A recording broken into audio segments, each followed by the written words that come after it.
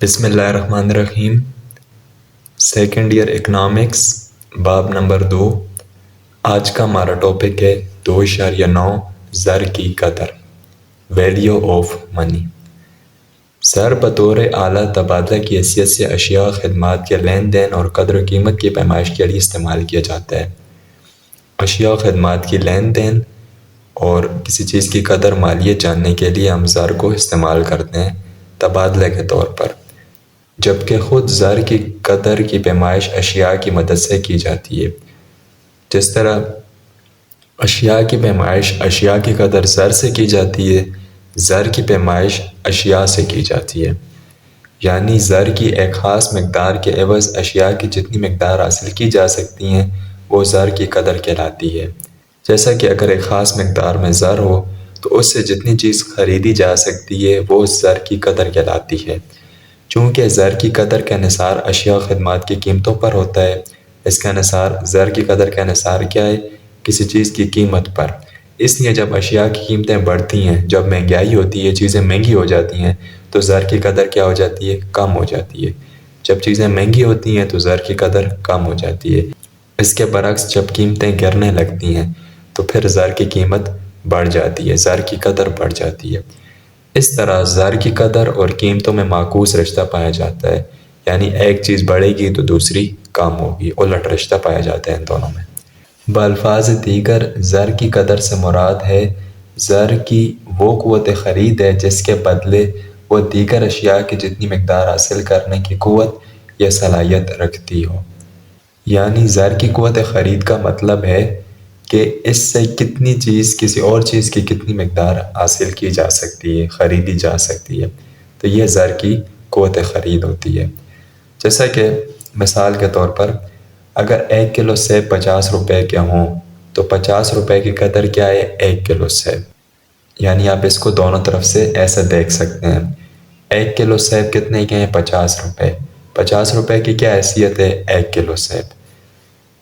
اب اگر سیب مہنگے ہو جائیں، مثال کے طور پر مہنگائی ہو گئی ہے، چیزیں مہنگی ہو گئی ہیں، اب سیب مہنگے ہیں اور 50 روپے کے عوض صرف آدھا کلو سیب حاصل کیے جا سکتے ہوں، اور پہلے جو 50 روپے کے 1 کلو ملتے تھے اب 50 روپے کے آدھا کلو سیب ملتے ہیں، تو اس کا مطلب ہے کہ زر کی قدر گھٹ گئی ہے۔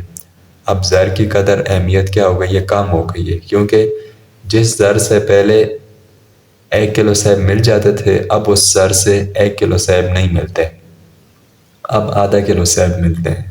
اس طرح اگر سیبوں کی قیمت گر جاتی ہے، مثال کے طور پر اب سیبوں کی قیمت گر جاتی ہے، چیزیں سستی ہو جاتی ہیں اور 50 روپے کے عوض 1.5 کلو سیب حاصل کیے جا سکتے ہیں، اب وہی 50 روپے سے زیادہ سیب حاصل کیے جا سکتے ہیں، 1.5 کلو۔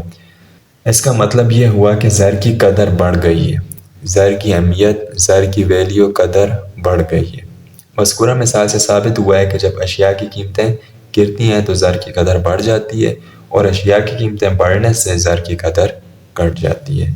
تو یہ تھی زر کی قدر، یعنی زر کی قدر چیزوں سے پیمائش، زر کی قدر کی پیمائش چیزوں سے کی جاتی ہے کہ ایک خاص مقدار میں زر سے کتنی چیز حاصل کی جا سکتی ہے۔ اگلا ٹاپک ہے 2.10 نظریہ مقدار زر، کوانٹیٹی تھیوری آف منی۔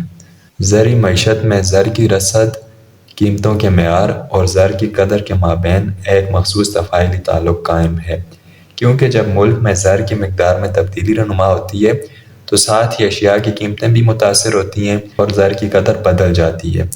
یعنی یہ تینوں چیزیں ایک دوسرے کے بدلنے سے بدلتی ہیں۔ جیسے زر کی مقدار میں تبدیلی رونما ہوتی ہے تو جب زر زیادہ یا کم ہوتا ہے تو اس سے اشیاء کی قیمتیں بدلتی ہیں، چیزیں مہنگی یا سستی ہو جاتی ہیں اور زر کی قدر بھی بدلتی ہے، زر کی ویلیو، کہ پہلے جتنے زر سے جو چیز خریدی جا سکتی تھی یا اب اس سے زیادہ ملتی ہے یا کم ملے گی۔ تو یہ ان تینوں کے درمیان تعلق ہے۔ اگر زر کی مقدار رسد میں اضافہ ہو جائے، اگر زر کی مقدار میں رسد پیسہ زیادہ ہو جائے تو قیمتیں بڑھ جاتی ہیں، تو قیمتیں بھی بڑھ جاتی ہیں اور زر کی قدر کم ہو جاتی ہے۔ جب سپلائی زیادہ ہو جاتی ہے، رسد زیادہ ہو جاتی ہے تو اس سے کیا ہوتا ہے؟ زر کی قدر کم ہو جاتی ہے۔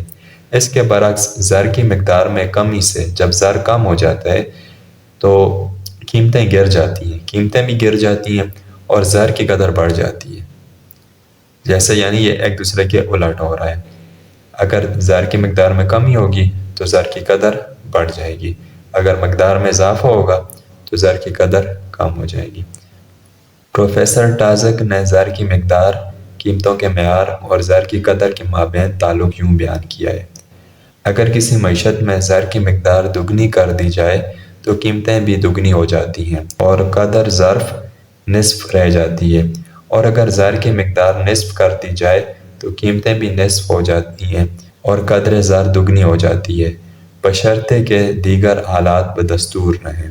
پروفیسر ٹازک نے جو ان تینوں چیزوں کے درمیان تعلق بیان کیا ہے وہ ہے کہ عام حالات میں، جب عام حالات ہوں، کوئی جنگ کی کیفیت نہ ہو یا بہت زیادہ مہنگائی یا قحط سالی اس طرح کے حالات نہ ہوں، تو زر کی مقدار دگنی کر دی جائے۔ اگر کسی معیشت میں پیسہ ڈبل کر دیا جائے، پہلے جتنے نوٹ تھے اب اس کے ڈبل کر دیے جائیں تو قیمتیں دگنی ہو جائیں گی، تو مہنگائی بھی اتنی زیادہ ہو جائے گی۔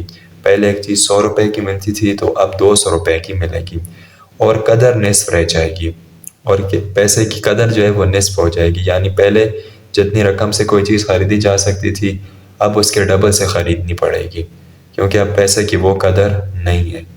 اسی طرح اگر زر کی مقدار نصف کر دی جائے، پہلے جتنا مارکیٹ میں پورے ملک میں جتنا زر موجود تھا، جتنے نوٹ، سکے یا کاغذی نوٹ موجود تھے، وہ سب جو ہیں ان میں سے آدھے ختم کر دیے جائیں تو زر نصف ہو جائے گا، اب قیمتیں بھی نصف ہو جائیں گی تو چیزیں بھی سستی ہو جائیں گی، کیونکہ زر کی قدر بڑھ جائے گی، قدر کتنی ہو جائے گی؟ دگنی ہو جائے گی۔ لیکن یاد رہے کہ یہ سب عام حالات میں ہے، کوئی غیر معمولی حالات نہ ہو، جنگ کی صورتحال نہ ہو یا قحط سالی نہ ہو یا بیماریاں، کوئی ملکی سطح پر کوئی ایسی بیماری نہ ہو، تو ایسے حالات کے لیے پروفیسر ٹازک نے یہ نظریہ مقدار زر پیش کیا۔ مساوات تبادلہ، ایکویشن آف ایکسچینج۔ ارونگ فشر نے 1911 میں نظریہ مقدار زر کی وضاحت درج ذیل مساوات کی شکل میں کی ہے۔ اب یہ مساوات کی فارم میں وہی نظریہ مقدار زر ہم پڑھیں گے اور یہ ارونگ فشر نے پیش کیا ہے۔ پی ٹی برابر ہے M V plus M prime M dash پڑھ سکتے ہیں یا ایم پرائم وی پرائم۔ قیمتوں کے تعین کے لیے مساوات کو معیاری حالت میں درج ذیل طریقے سے لکھا جا سکتا ہے۔ اس ایکویشن کو آپ یہاں پی کے ساتھ ٹی ملٹیپلائی ہو رہا ہے، ضرب کھا رہا ہے، تو آپ اس کو کیا کریں، دوسری طرف جب لکھیں گے تو ڈیوائڈ میں لکھ لیں گے، اس چیز کے نیچے ڈیوائڈ میں، تو پی برابر ہو جائے گا M V plus M prime V prime divide by T. یہاں پر اب یہ چیزیں کیا ہیں؟ قیمتوں کا معیار، پرائس لیول، یعنی کوئی چیز کتنے کی بک رہی ہے، پرائس لیول کسی ملک کا کیا ہے، کسی علاقے میں یا کسی ملک کی بات یہاں اگر ہم کریں تو وہ پی سے یہاں پر ظاہر ہو رہا ہے۔ اشیاء و خدمات کی کل مقدار، ٹوٹل ٹرانزیکشن، کسی ملک میں ساری اشیاء اور کتنی جابز، کتنی نوکریاں، خدمات، لوگ یعنی کتنی مقدار میں کام کر رہے ہیں، یہ سب جمع کر لیں تو وہ کیا یہاں پر کس سے ظاہر ہو رہا ہے؟ ٹی سے۔ زر کی مقدار یا کرنسی کی مقدار، ٹوٹل منی، کسی ملک میں زر کتنا ہے سارا، وہ ایم سے یہاں شو ہو رہا ہے۔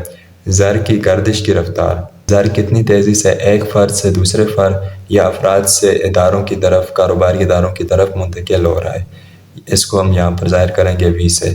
زر اعتبار کی مقدار، جو کریڈٹ منی ہوتا ہے، بینک وغیرہ کی رسیدیں، یہ یہاں پر ظاہر ہو رہا ہے ایم پرائم سے۔ زر اعتبار کی گردش کی رفتار، ویلاسٹی آف کریڈٹ منی، یہ رقم جو ہے بینک کی رسیدیں وغیرہ، یہ کتنی تیزی سے ایک فرد سے دوسرے یا افراد سے لوگ کاروباری اداروں اور کاروباری اداروں سے افراد کی طرف منتقل ہو رہی ہیں، وہ وی پرائم سے شو ہو رہا ہے۔ مساوات میں پی ٹی سے مراد زر کی طلب ہے، یہ جو سائڈ ہے یہ زر کی طلب کو شو کر رہی ہے، اور دوسری طرف M V plus M prime V prime سے مراد زر کی رسد ہے۔ عام حالات میں زر کی طلب اور زر کی رسد کسی بھی معیشت میں برابر ہوتے ہیں، تو اس کو اس لیے برابر لکھا گیا پی ٹی کو اس کے۔ یہ پی ٹی زر کی طلب ہے، M V plus M prime V prime زر کی رسد ہے۔ یاد رہے ایم پرائم وی پرائم اور ایم وی حاصل جمع کل زر کی رسد کو ظاہر کرتا ہے، ان دونوں کا مجموعہ کل رسد ہے، لہذا ایم پرائم وی پرائم اور ایم وی کے حاصل جمع کو ایم وی سے ظاہر کیا جا سکتا ہے۔ یہاں پر تھوڑی سی غلطی یہ ہے کہ یہ ساری جو ایم وی ہیں یہ سب آپ نے اسمال ایم وی لکھنا ہے، یعنی یہاں پر اگر آپ لکھیں گے تو یہ ایم وی ہوگا جمع ایم پرائم وی پرائم. اس کو اس طرح بڑے لیٹرز میں بڑے حرفوں میں نہیں لکھنا جیسے یہاں پر لکھے ہوئے ہیں، اسی طرح آپ نے ان سب جگہوں پہ لکھنا ہے ایم وی. تو لہٰذا ایم پرائم وی پرائم اور ایم وی کے حاصل جمع کو ایم وی سے ظاہر کیا جاتا ہے. یہاں پر جو ایم یہ والا وی ہے یہ بڑا ہے، ایم وی اب یہ بڑے ہوں گے، یعنی یہ سارا یہ چھوٹا لکھا ہوگا، لیکن جب ان دونوں کو جمع کر کے ایک جگہ جب لکھیں گے سب کی جگہ تو وہ کیا ہوگا بڑا ایم وی. تو یہ ایکویشن ہو جائے گی، مساوات بن جائے گی پی ٹی برابر ہے ایم وی کے. اب یہاں سے ٹی کو دوسری طرف لکھ لیں تو پی برابر ہے ایم وی اور اس کے ڈیوائڈ میں تقسیم میں یہاں پر ٹی. ایروین فشر نے مساوات کی وضاحت کرتے ہوئے ٹی یعنی اشیاء و خدمات کی مقدار اور وی گردش زر کو معین تصور کیا ہے. ایروین فشر کے مطابق اشیاء و خدمات کی مقدار اور ویلاسٹی گردش زر عام حالات میں معین ہے، یعنی فکسڈ ہے، ایک کانسٹنٹ ویلیو ہے. کیونکہ فشر کے مطابق عرصہ قلیل میں اشیاء و خدمات کی مقدار اور زر کی گردش جوں کی توں رہتی ہے، عام حالات میں تھوڑے سے عرصے کے لیے یہ دونوں چیزیں زیادہ نہیں بدلتی. تو اس کو ایرن فشر نے کانسٹنٹ ہی کہا ہے کہ یہ دونوں معین ہیں، یہ نہیں بدل رہی. مزید برآں فشر کے مطابق اشیاء پیدا کرنے کے طریقے بھی نہیں بدلتے. جس طریقوں سے چیزیں بن رہی ہیں، جن فیکٹریوں کارخانوں میں چیزیں بن رہی ہیں، ایک قلیل عرصے تک اسی طرح ہی بنتی رہیں گی. اگر ہم زیادہ عرصے کی بات کریں تو پھر نئے کارخانے لگ سکتے ہیں، جدید طریقے آ سکتے ہیں چیزیں بنانے کے. تو یہاں پر ہم قلیل عرصے کی بات کر رہے ہیں، اس لیے چیزیں انہی طریقوں سے بن رہی ہیں جس طرح کہ پہلے سے ہی بنتی آ رہی ہیں. تو ان چیزوں کو ہم کانسٹنٹ ہی معین ہی تصور کریں گے. فشر کی مساوات تبادلہ میں فرضی قیمتیں درج کر کے زر کی قدر کو جانچا جا سکتا ہے. فرض کریں کہ اب فشر نے چیزوں کو فرضی قیمت دی ہے. ایم یہاں پر مکمل زر ہے. ایم اگر 200 ہو، سارا زر کسی ملک میں 200 ہو اور زر کی جو گردش ہے وہ 3 ہو. ٹی مکمل اشیاء خدمات کو ظاہر کرے جو کہ 30 ہیں یہاں پر. تو اب اس میں اگر یہ تینوں ویلیوز لکھیں 200 ضرب 3 ڈیوائڈ میں 30 تو پی کتنا ہو جائے گا 600 تقسیم میں 30.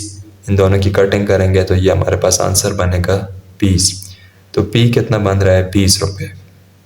اب اگر ابتدائی مساوات میں زر کی مقدار کو نصف کر دیا جائے تو قیمت بھی نصف ہو جاتی ہے اور زر کی قدر دگنا ہو جاتی ہے. اب اسی ایکویشن میں اسی مساوات میں ہم یہاں پر کیا کریں گے کہ یہ دونوں ویلیوز تو کانسٹنٹ ہیں، یہ فکس ہیں. جیسے یہاں پر شروع میں ہم نے بات کی ہے کہ اشیاء و خدمات کی مقدار ٹی اور گردش زر وی یہ دونوں معین ہیں فشر کے مطابق. تو کون سی چیز ہم بدل سکتے ہیں؟ ایم. ایم کیا ہے؟ مکمل زر. اگر ہم زر کی مقدار نصف کر دیں تو یہاں پر 200 ہے، اب اس کی جگہ ہم 100 لکھیں گے اور یہاں پر باقی ویلیوز اسی طرح ہی ادھر پٹ کریں گے، دیکھیں گے پی پر کیا فرق پڑتا ہے. تو یہاں پر اب دیکھیں ایم 200 ہے، وی اسی طرح 3 ہے، ٹی بھی 30 ہے. تو پی برابر ہے ایم وی تقسیم ٹی.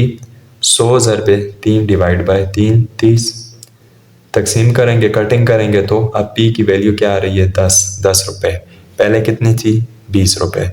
تو کیا ہوا کہ جب ہم نے ایم کی ویلیو آدھی کی ہے تو پی کی ویلیو بھی آدھی ہو گئی ہے. اب اگر زر کی مقدار کو دگنا کر دیا جائے قیمتیں بھی دگنی ہو جاتی ہیں اور زر کی قدر نصف رہ جاتی ہے. اب پہلے جو ہم نے ایم کی زر کی مقدار 200 لی تھی، اب اس کی جگہ ڈبل لے رہے ہیں 400. باقی دونوں چیزیں اسی طرح ہی ہیں. تو جب اس کو 400 لکھا ہے 100 کی جگہ یا پہلے جو 200 لکھا تھا اس کی جگہ، تو اب پی کتنا بن رہا ہے 40. پہلے پی جب 200 تھا ایم تو پی کتنا تھا 20. اب 400 ہے تو 40 ہے. درجہ 12 مساوات میں فرضی قیمتیں درج کرنے سے ثابت ہوا کہ مقدار زر میں دگنا اضافہ ہونے سے قیمتیں دگنی اور زر کی مقدار نصف رہ جاتی ہے. اب یہاں پر کیا ہے؟ زر کی مقدار ڈبل ہوئی ہے تو قیمت بھی ڈبل ہو گئی ہے، جبکہ مقدار زر میں کمی سے قیمتوں میں کمی اور زر کی قدر میں اضافہ ہوا ہے. لیکن جب ہم نے مقدار زر کم کی تھی 200 سے 100 روپے کر لی تھی تو قیمتوں میں بھی کمی ہو گئی تھی. جو چیز پہلے 20 روپے کی ملتی تھی اب وہ 10 روپے کی ملنے لگی ہے. تو یہ ان تینوں چیزوں کے درمیان تعلق ہے جو اس ایکویشن سے ہم سمجھ سکتے ہیں. اب ہم بات کرتے ہیں نظریہ مقدار زر کے کچھ مفروضات کی، یعنی کون سے مفروضات ہم نے شروع میں دیکھنے ہیں کہ وہ رہنے چاہیے نظریہ مقدار زر کی مساوات کے درست رہنے کے لیے۔ تو سب سے پہلے اشیاء و خدمات کی مقدار ٹی اور گردش زر معین رہنی چاہیے۔ جیسے ہم نے پہلے ہی پڑھا تھا فشر کے مطابق کہ یہ دونوں چیزیں کیا ہوں، معین ہوں، تو ان میں تبدیلی نہیں آنی چاہیے۔ دوسرا ہے معیشت میں مکمل روزگار قائم رہنا چاہیے، معیشت بند نہیں ہونی چاہیے، جو روزگار چل رہا ہے وہ ایک قلیل عرصے میں اسی طرح چلتا رہے۔ زر کی مقدار اور قیمتوں کے معیار میں متناسب رشتہ پایا جاتا ہے۔ زر کی مقدار کتنا زر ہے اور قیمتوں کے معیار، چیزوں کی کیا پرائس ہے، کیا قیمت ہے، یعنی ان دونوں کے درمیان بھی زیادہ فرق نہیں آنا چاہیے۔ غیر زرعی شعبے نان مونیٹائز سیکٹر میں تبدیلی واقع نہیں ہونی چاہیے۔ غیر زرعی شعبے یعنی جہاں سے رقم حاصل نہیں ہوتی، یعنی اس سے مراد آپ وہ ادارے لے سکتے ہیں جہاں پر پیسہ خرچ تو ہوتا ہے لیکن وہاں سے فی الحال ہمیں کوئی رقم حاصل نہیں ہو رہی، وہ ادارے فی الحال شروع کے مراحل میں ہیں، تو ایسے اداروں میں فی الحال تبدیلی نہیں آنی چاہیے، یعنی وہاں پر زر ابھی خرچ نہیں ہونا چاہیے۔ اس سے کیا ہوگا کہ اگر ایسے ادارے شروع ہو کے کام کرنے تو اس سے نقصان یہ ہوگا کہ بہت سارا زر ادھر استعمال ہو جائے گا، جس کی وجہ سے یہ اوپر والی مساوات فشر نے جو مساوات دی ہے اس سے نتائج ہمیں توقعات کے مطابق نہیں ملیں گے۔ تو یہ مفروضات ضروری ہیں، یہ 4 پوائنٹس ہوں گے تب یہ اوپر والی مساوات درست نتائج دے گی۔ اب ہم بات کرتے ہیں تنقید پر کہ نظریہ مقدار زر پر کیا تنقید کی گئی، اس میں کون سی خامیاں ہیں۔ نظریہ مقدار زر پر تنقید۔ نظریہ مقدار زر کو درج ذیل نکات کی بنیاد پر تنقید کا نشانہ بنایا گیا ہے۔ سب سے پہلے زر کی گردش اور اشیاء و خدمات کا حجم۔ نظریہ مقدار زر میں گردش زر اور اشیاء و خدمات کے حجم کو ساکن فرض کیا گیا ہے۔ ان دونوں چیزوں کو نظریہ مقدار زر میں ہم نے کہا ہے کہ یہ دونوں ساکن رہیں گی، ان میں تبدیلی نہیں آئے گی، جبکہ عام طور پر یہ تغیر پذیر ہوتا ہے۔ عام حالات میں یہ دونوں چیزیں بدلتی ہیں، ان میں تبدیلی رونما ہوتی ہے۔ چونکہ اشیاء و خدمات کی مقدار کا تعلق موسمی حالات، کاروباری اتار چڑھاؤ، ملکی سیاسی حالات اور دیگر کئی عوامل پر ہوتا ہے۔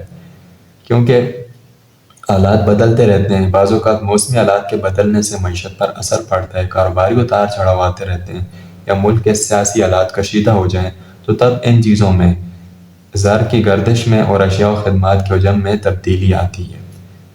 اس لیے اشیاء و خدمات کی مقدار بدلتی رہتی ہے اور یکساں نہیں رہتی۔ دوسری طرف معاشی پھیلاؤ اور سکڑاؤ کے دوران زر کی گردش متاثر ہوئے بغیر نہیں رہ سکتی۔ معیشت پھلے پھولے بڑھتی جائے یا کم ہو جائے، اس میں بھی زر کی گردش پر اثر پڑتا ہے، کیونکہ جب معیشت پھلتی پھولتی ہے تو زر کی گردش تیز ہونے سے اشیاء و خدمات اور گردش زر میں تیزی سے اضافہ ہوتا ہے۔ معیشت بڑھے گی، بہتر ہوگی تو زر کی گردش زیادہ ہوگی، اور اسی طرح پھر اشیاء و خدمات کی گردش بھی، ان میں بھی اضافہ ہوگا۔ اس کے برعکس سرد بازاری کے حالات میں زر کی گردش اور اشیاء و خدمات کی پیدائش سست روی کا شکار بن جاتی ہے، اور اگر حالات خراب ہوں گے، معیشت بری ہو جائے گی تو اس میں پھر زر کی گردش بھی رک جائے گی، کم ہو جائے گی، اور اشیاء و خدمات بھی بننا یا نوکریاں، جابز وغیرہ ختم ہو جائیں گی، کم ہو جائیں گی۔ تو یہ جو ہم نے پہلا مفروضہ لیا تھا مقدار زر، نظریہ مقدار زر میں، کہ زر کی گردش اور اشیاء و خدمات کا حجم ساکت رہتا ہے، تو یہ اس لحاظ سے غلط ہے کہ یہ تو بدلتا رہتا ہے حالات کے بدلنے سے۔ دوسرا نقطہ ہے آزاد متغیرات۔ اس نظریے میں فرض کیا گیا ہے کہ زر کی گردش V اور زر کی مقدار M آزاد متغیرات ہیں، یعنی ان دونوں کا ایک دوسرے کے ساتھ کوئی تعلق نہیں ہے، حالانکہ یہ متغیرات ایک دوسرے کے تابع ہیں۔ حالانکہ عام حالات میں معیشت میں دیکھا جائے تو یہ ایک دوسرے پر ڈیپینڈنٹ ہیں، ایک دوسرے کے تابع ہیں، کیونکہ جب مقدار زر میں اضافہ یا کمی واقع ہوتی ہے، جب زر زیادہ یا کم ہوتا ہے تو گردش زر بھی کم یا زیادہ ہوتی ہے، تو زر کی گردش بھی کم یا زیادہ ہوتی ہے۔ زر کم ہوگا تو گردش بھی کم ہوگی، زر زیادہ ہو جائے گا کثیر تعداد میں تو ساتھ ہی اس کی گردش بھی بڑھ جائے گی۔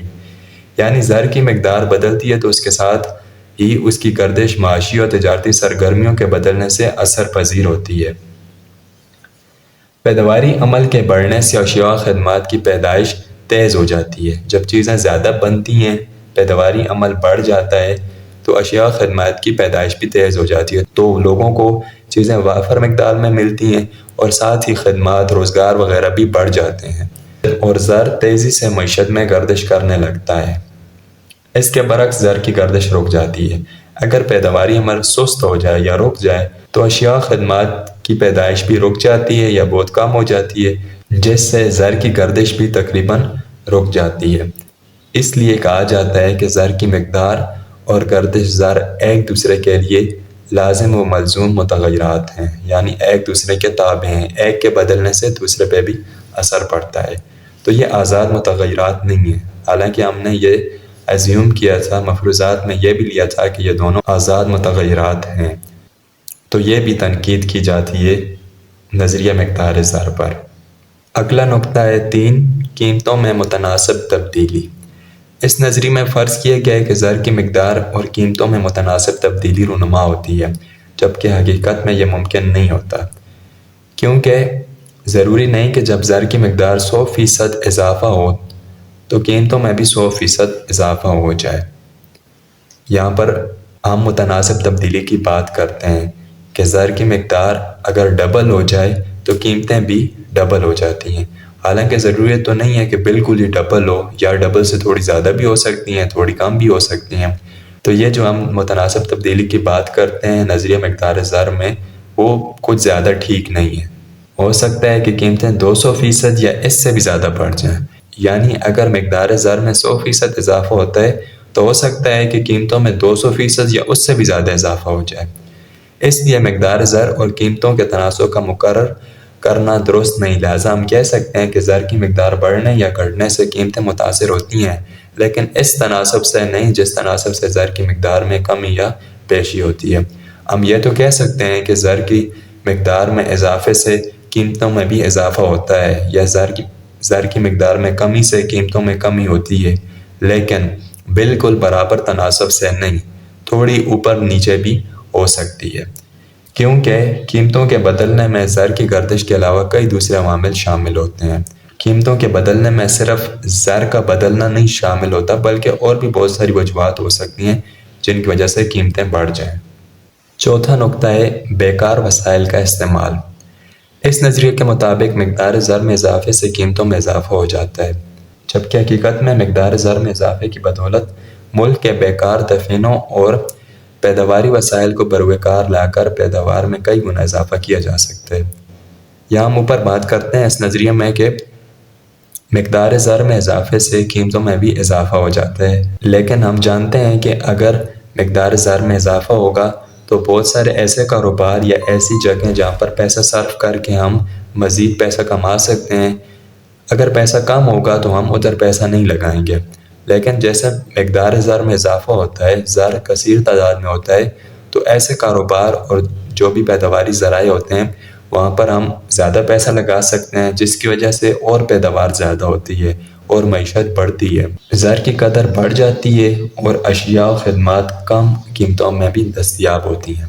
تو ایسے حالات میں جب بہت سے ذرائع چیزیں بنانے کے لیے پیدا ہو جاتے ہیں تو زر کی قدر بڑھ جاتی ہے اور اشیاء و خدمات کی قیمتیں کم ہو جاتی ہیں۔ پانچواں نقطہ ہے مفروضات درست نہیں۔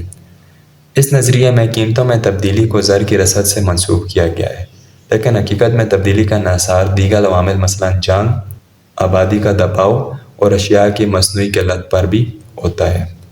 ہم اس نظریہ کے مطابق بات کرتے ہیں کہ قیمتوں میں تبدیلی صرف زر کی رسد کی وجہ سے ہوتی ہے، لیکن حقیقت میں زر کی رسد سے ہی صرف اس قیمتوں میں تبدیلی نہیں آتی، بلکہ جنگ، آبادی کا زیادہ ہو جانا یا کسی چیز کی مصنوعی قلت، کسی چیز کی مارکیٹ میں نہ ہونا، اس کی وجہ سے بھی قیمتیں بڑھ سکتی ہیں۔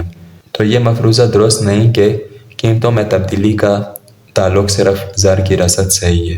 چھٹا نقطہ ہے گردش زر کا تصور۔ الفریڈ مارشل نظریہ مقدار زر کو تنقید کا نشانہ بناتے ہوئے لکھتے ہیں کہ گردش زر کا تصور مبہم اور ساکن نوعیت کا ہے۔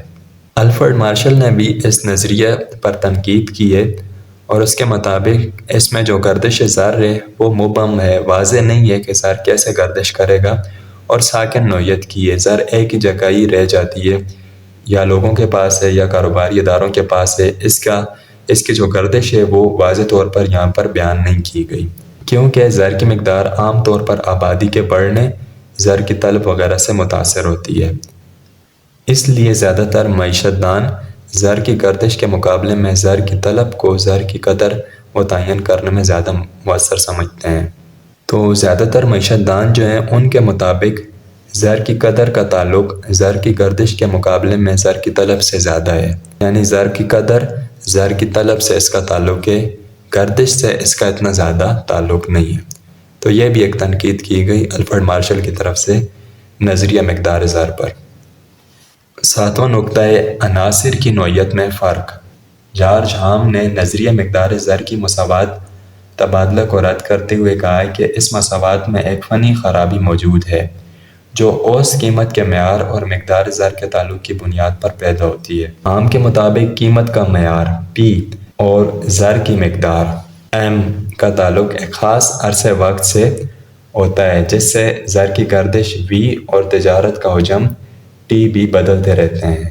چنانچہ مقدار زر M اور گردش زر V کو آپس میں ضرب نہیں دی جا سکتی۔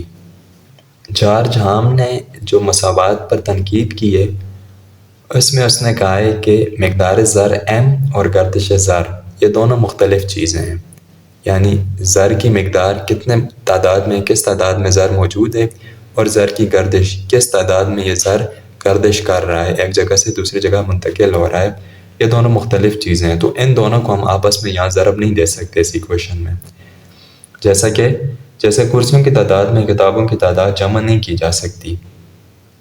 کرسیاں اور کتابیں اب دونوں مختلف چیزیں ہیں تو ان کو ہم ایک ہی جگہ نہیں لکھ سکتے، ایک جگہ جمع کر کے ہم سب کو کرسیاں یا سب کو کتابیں نہیں کہہ سکتے۔ دوسری طرف MV کے حاصل ضرب کو تجارت کے حجم پر تقسیم کرنے سے اوسط قیمت کا معیار بھی معلوم نہیں کیا جا سکتا۔ اس کے علاوہ ہم کسی چیز کی اوسط قیمت کہ کسی چیز کی ایوریج یا عام طور پر جو قیمت ہے کیا بنتی ہے وہ بھی ہم اس فارمولے سے نہیں حاصل کر سکتے کہ ہم MV کی ویلیو کو T سے ڈیوائڈ کر دیں، ہمارے پاس اوسط ویلیو کسی چیز کی نہیں آتی۔ تو یہ تھیں 7 وجوہات جن کی وجہ سے نظریہ مقدار زر پر تنقید کی گئی ہے۔ یہاں پر ہمارا باب نمبر 2 ختم ہوتا ہے۔